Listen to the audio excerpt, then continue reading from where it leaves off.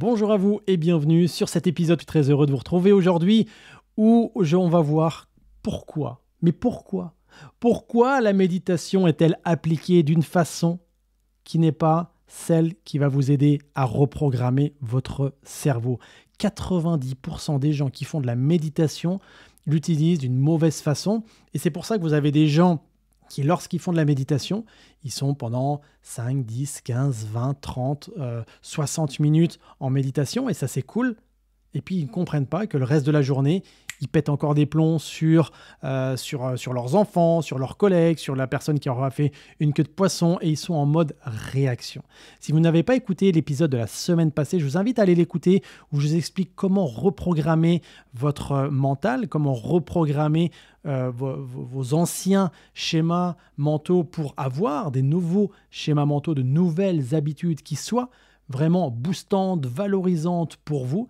Et aujourd'hui, ça va aller aussi dans la continuité de l'épisode précédent, tout simplement parce que je vais vous expliquer comment utiliser la méditation pour reprogrammer pleinement votre cerveau, pour muscler votre cerveau, et ça d'une façon très simple. Évidemment, si tous les épisodes que je vous partage vous plaisent, n'hésitez pas à mettre un maximum d'étoiles sur Spotify, Apple Podcasts. Si vous écoutez sur YouTube, n'hésitez pas à mettre un like, à vous abonner et à mettre aussi un commentaire. Tout ça, ça m'aide énormément. Donc déjà, un grand merci pour ceux qui prendront les quelques secondes pour le faire. Alors très souvent, la méditation, elle est confondue avec un moment de bien-être. C'est-à-dire que quand la méditation, elle se passe, on a plein de pensées, elle est inconfortable, on se dit j'ai fait une mauvaise méditation.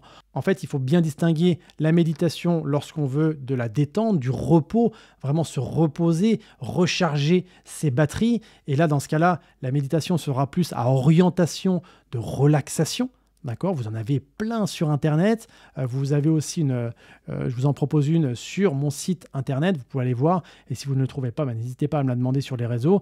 Mais ça, dans ce cas-là, oui, à l'issue de cette méditation-relaxation, vous allez vous sentir rechargé physiquement, mentalement, et vous allez pouvoir comme ça, quelques heures en tout cas, tout dépend de la durée de cette relax, mais vous allez pouvoir avoir accès à de nouvelles ressources. D'accord ? Et ça, c'est intéressant.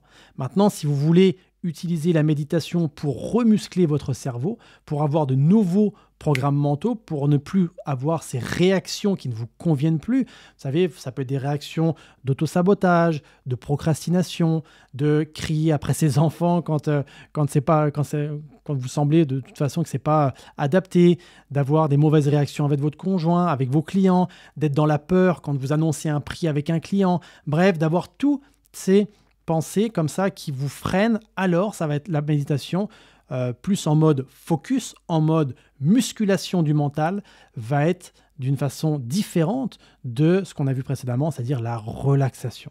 En fait, ce qui va être important pour vous, ça va être de bien définir quel est votre besoin, de quoi vous avez besoin. En fait, moi, je me suis rendu compte que pendant des années, je pratiquais la méditation relaxation parce que ça me faisait un bien fou.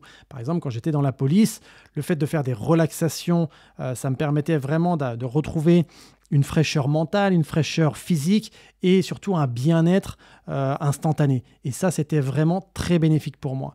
Et là, maintenant, depuis quelques temps, depuis un peu plus d'un an, je teste les méditations en mode remuscler son cerveau, d'accord, de reprendre la maîtrise de son cerveau. Depuis un an, je fais à peu près 30 minutes et maintenant, depuis quelques semaines, à l'heure où j'enregistre cet épisode, je vais jusqu'à entre 1 heure et 2 heures par jour de méditation en mode musculation de cerveau, tout simplement pour expérimenter de nouvelles choses. Et je vois dès maintenant, je vois la différence et les bienfaits, ça change tout en fait.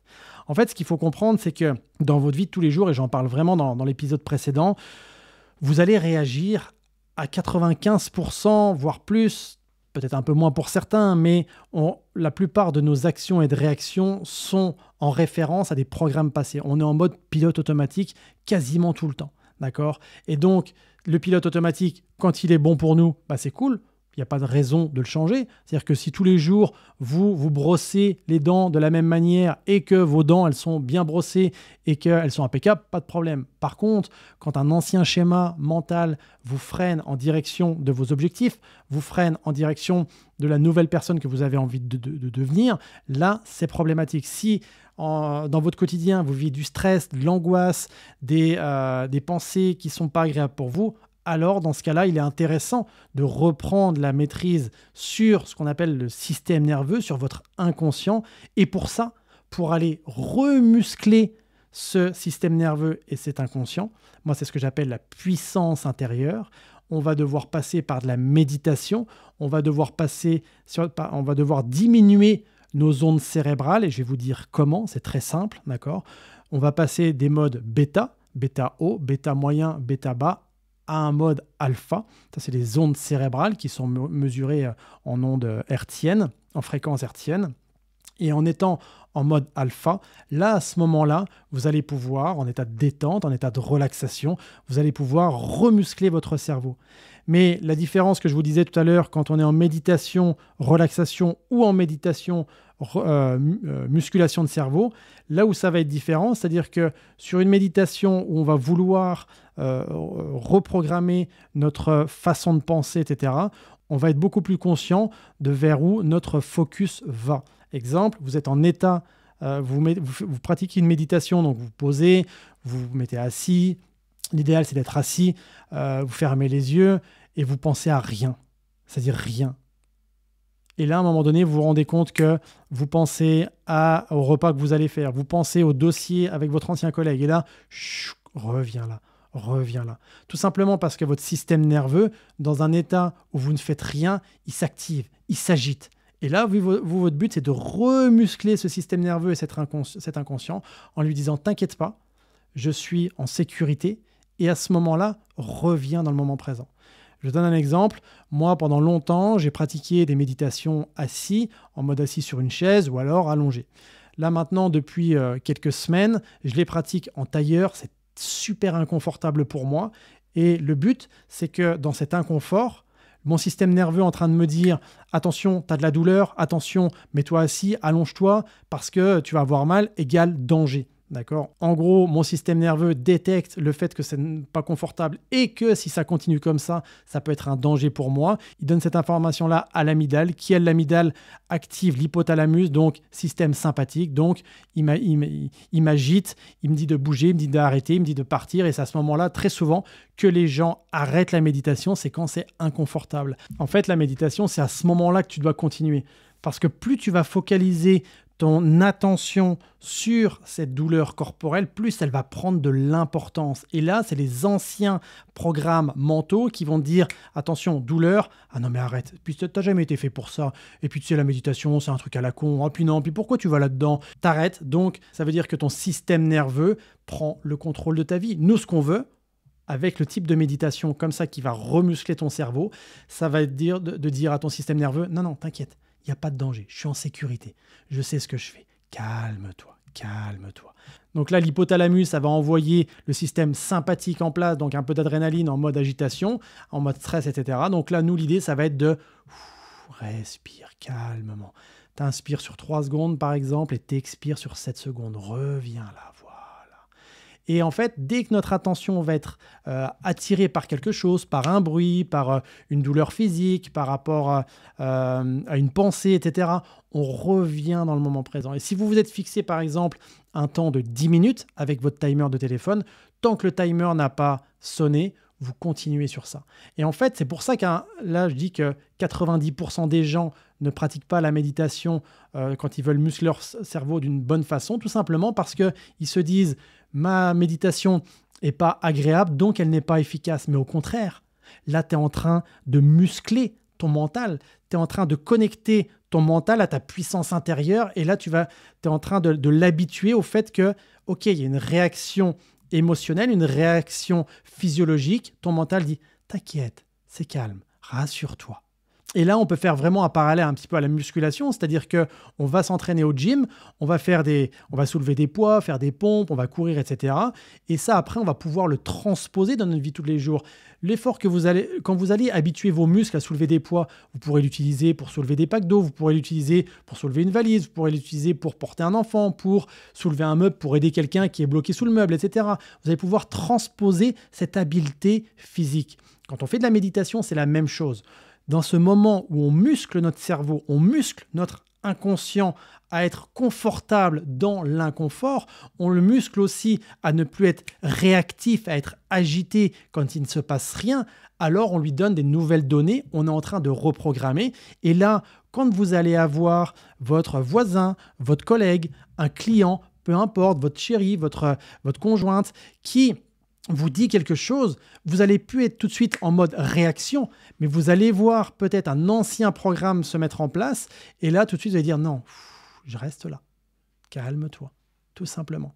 Et là, on reprend de la maîtrise sur sa vie. Et c'est pour ça que, par exemple, vous avez Paul Ekman qui a beaucoup étudié les émotions, qui, à un moment donné, avait fait une expérience avec un moine tibétain face à une déflagration, donc un coup de feu. Le moine tibétain, lui, il n'avait pas surréagi au niveau émotionnel, tout simplement parce qu'il avait entendu la déflagration. Pour lui, c'était factuel, mais il ne l'a pas associé à un danger. Parce qu'en fait, quand vous entendez un gros boom, qu'est-ce qui fait que vous avez votre système nerveux qui s'active et puis du coup le système sympathique qui se met en activation? Tout simplement parce que votre amygdale a détecté que c'était un danger. Donc là, l'idée de la musculation, j'allais dire, de la musculation mentale, on peut l'appeler comme ça, c'est que tout ce que vous allez vivre ne soit pas assimilé à un danger, ne vienne pas réactiver un vieux schéma du passé qui avait programmé que telle situation égale un danger, donc on met en place telle réaction comportementale, émotionnelle, au niveau de mes pensées, au niveau de mon dialogue, au niveau de mon énergie, etc. etc. D'accord ? Je vais vous donner un exemple très concret. Dernièrement, j'ai proposé à un athlète que j'accompagne un programme de méditation dans le but de muscler son mental pour qu'il ne soit pas réactif à l'environnement et qu'il reste pleinement focalisé. Donc le programme, il est très simple. Tu commences par 2 minutes, d'accord ? Tu mets ton timer, tu fais 2 minutes et pendant les 2 minutes, tu fais rien, d'accord ? Tu t'observes. Et dès que tu vois que ton attention est attirée, tu reviens là. Dès que tu vois que ça va à gauche, tu reviens là au centre. Dès que tu vois que tu es attiré par « Tiens, qu'est-ce que je vais manger ce midi? Qu'est-ce que je vais faire tout à l'heure? Ah, puis je suis inconfortable. Ah, puis tu reviens là. » Pour ne pas mettre de l'attention et donc de l'énergie sur ce programme-là, tu reviens là, dans le moment présent, sur ta respiration. Très facilement et très simplement. Tu commences par 2 minutes. Oui, mais imaginez s'il m'avait dit « Oui, mais les études ont montré que la méditation, c'était au bout de 20 minutes. » On s'en fout de ça. Moi, ce que je veux, c'est que toi, à ton niveau, tu t'appropries ce genre de pratique pour que ça devienne quelque chose d'habituel et que tu puisses reprendre la pleine maîtrise de ton mental. Donc là, 2 minutes le premier jour et tu rajoutes 1 minute jusqu'à ce que tu arrives à 15 minutes. Quand tu arrives à 15 minutes, tu continues ça plusieurs jours. Ça peut être 2, 3, 4, 5 jours. Et une fois que tu as validé les 15 minutes, tu peux augmenter d'1 minute pour arriver à 20 minutes. Et une fois que tu as validé les 20 minutes, tu valides ça pendant 3-4 jours. Une fois que c'est OK, tu rajoutes 1 minute pour arriver à 30 minutes ou à 25 minutes, etc. etc. Qu'est-ce qu'on fait quand on fait ça? On s'habitue, on crée une habitude.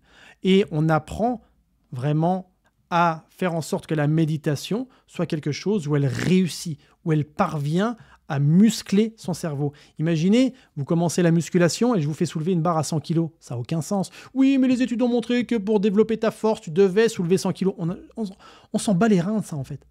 C'est adapte-toi pour que chez toi, ça devienne une habitude et que tu sois en capacité de reprendre la maîtrise de ton cerveau, tout simplement. Donc pensez-y, la chose vraiment fondamentale quand vous voulez utiliser ce genre de méditation, c'est je me mets dans une situation qui est plutôt assise, vous pouvez vous mettre en tailleur et je me mets un timing. Ce timing, tant qu'il n'a pas sonné, je reste focalisé. Je reste focalisé sur le moment présent, sur le rien en fait. Il ne se passe rien. Dès que mon attention est attirée vers autre chose, je reviens là, calme-toi. Parce que dès que notre attention va être attirée par autre chose, on va remonter en ondes hertziennes qui sont plutôt en ondes bêta. Et donc là, l'idée, c'est calme-toi. Vous refaites une respiration relaxante, vous inspirez 3 secondes par exemple et vous expirez 7 secondes pour revenir en mode alpha. D'accord ? On revient en état de détente. Là, on est en train d'apprendre à son système nerveux que tout ce qu'on saisit n'est pas source de danger. Et là, votre vie, elle change parce que vous n'êtes plus réactif, vous êtes acteur de votre propre vie et vous avancez non pas en étant dans l'angoisse, en étant stressé en permanence, mais vous accueillez, vous prenez en compte les choses de façon plus factuelle. Et ça, c'est un vrai game changer dans votre vie. Donc là, la vraie question, c'est après avoir écouté cet épisode-là, donc déjà bravo d'avoir écouté jusqu'à maintenant, mais la vraie question, c'est comment et quand vous allez débuter cette façon de méditer, celle que je viens de vous parler, parce que ça peut vraiment changer votre vie. Par contre, si ça ne change rien au bout de 3 jours, eh bien, continuez. Si ça ne change rien au bout de 2 semaines, eh bien, continuez encore. Parce que c'est là que les gens font la plus grosse erreur, c'est d'arrêter quand ils n'ont pas de résultats en méditation, ou en tout cas quand ils ont le sentiment de ne pas avoir de résultats en méditation, parce que vous allez voir qu'au fur et à mesure, vous allez plus rapidement retrouver un état de calme, c'est-à-dire que quand vous allez monter en onde bêta, vous allez rapidement revenir en zone alpha, voire même en zone theta, donc là on est proche du sommeil. Et donc par contre, si vous sentez que vous êtes dans le sommeil, le but c'est de revenir ici, d'être dans cette zone entre theta et alpha, en fait, entre alpha et theta. Pour rester dans cet état modifié de conscience, on va apprendre et remuscler son inconscient. D'ailleurs, quand on fait de l'hypnose, moi quand je forme des gens à l'hypnose, j'apprends à arriver très rapidement en mode alpha, voire en theta, pour que la personne puisse vraiment détecter certains anciens programmes et puisse les remuscler, puisse les modifier, pas les éliminer, plus les modifier, parce qu'il y a toujours des choses à garder sur des anciens programmes, mais en tout cas les remodifier pour avoir après un programme qui soit en adéquation avec la vie qu'elle souhaite. Et je terminerai sur un exemple. Vous savez, quand je dis ça peut paraître un peu comme ça, un peu... juste des notions de la théorie, mais si moi, je n'avais pas pratiqué ce genre de choses, j'étais un gars quand même, quand j'avais une vingtaine d'années, je faisais des crises d'angoisse à répétition. Le stress, c'était mon quotidien. Je n'avais que ce programme mental parce que dès qu'il y avait une situation, pour moi, c'était un danger. J'ai réussi à maîtriser ça. Après, je suis allé dans la police et quand j'étais dans la police, beaucoup de situations étaient pour moi des dangers. Donc ça veut dire qu'en parallèle, dans ma vie privée, j'étais très souvent en mode sympathique, mais pas sympathique en mode sympa, mode sympathique où mon système nerveux envoyait de l'adrénaline. J'étais tout le temps sous tension en fait. Et c'était pas bon pour moi, j'étais fatigué, j'étais aigri, je voyais le monde plutôt avec beaucoup de noirceur. Et dès lors que j'ai mis en place ce que je vous ai partagé aujourd'hui, ça a changé ma vie. Parce que tout n'était plus interprété comme en mode danger et donc mon système nerveux, lui, était plus souvent en mode parasympathique qu'en mode sympathique. Et là, nécessairement, physiologiquement, physiquement, j'avais moins d'impact. C'est-à-dire que j'étais moins fatigué, j'avais une meilleure digestion, j'avais un meilleur sommeil, j'étais moins stressé, j'avais des meilleures relations avec mes proches, avec mon entourage, etc. Donc là, ma vie a changé. Et aujourd'hui, quand je vous dis que je fais entre 1 heure et 2 heures de méditation par jour, c'est tout simplement parce que moi, c'est ma façon de faire de ma musculation mentale. Mais c'est rentrer dans une habitude quotidienne. Pour les gens qui me disent « Ah, mais j'ai pas le temps, moi, toi, c'est facile, Geoffrey, t'es entrepreneur et tout. » En réalité, regarde le temps que tu scrolles sur les réseaux et peut-être que ce temps-là, tu pourrais l'utiliser, ne serait-ce qu'une infime partie de ce temps-là, tu pourrais l'utiliser pour toi, aider à remuscler ton cerveau. Et tu sais, les choses arrivent il n'y a pas besoin d'avoir 10 ans de pratique en fait. Déjà en quelques semaines, on voit les différences, on voit l'évolution. D'ailleurs, les études montrent qu'au bout de 8 semaines, en pratiquant 20 minutes par jour, vous avez déjà des modifications, même au niveau structurel du cerveau, c'est-à-dire que votre cerveau il change, ça qui est fou. Et donc vous allez nécessairement avoir des réactions physiologiques, physiques, mentales, émotionnelles, comportementales qui vont modifier, qui vont vraiment s'améliorer. Donc pour moi, c'est vraiment ce vers quoi on aurait tous tendance, où on devrait tous aller. Maintenant, évidemment, chacun fait ce qu'il veut avec le niveau de volonté qu'il a. Mais encore une fois, dites-vous que ce n'est pas quand c'est difficile qu'il faut arrêter, c'est justement à ce moment-là qu'il faut aller de l'avant parce que c'est à ce moment-là que vous allez pouvoir grandir. C'est quand il y a une résistance qu'il y a vraiment un endroit de croissance. Et c'est important de conscientiser ça et pas d'abandonner, mais de persévérer pour pouvoir passer un cap en termes de développement de votre maîtrise mentale. J'espère que cet épisode vous a plu. Si vous n'avez pas eu l'occasion d'écouter l'épisode précédent, n'hésitez pas à y aller parce qu'il est vraiment très complémentaire à celui-là. Quoi qu'il en soit, prenez bien soin de vous. Prenez aussi ce temps vraiment, ce temps précieux qui est pour vous, qui va vous permettre justement d'évoluer, qui va vous permettre de grandir et qui va vous permettre d'avoir une vie qui soit vraiment en adéquation avec vos aspirations. Évidemment, prenez bien soin de vous. Je vous dis à très vite pour un autre épisode. Et si cet épisode vous a plu, n'hésitez pas à le partager sur vos réseaux sociaux. Bye tout le monde.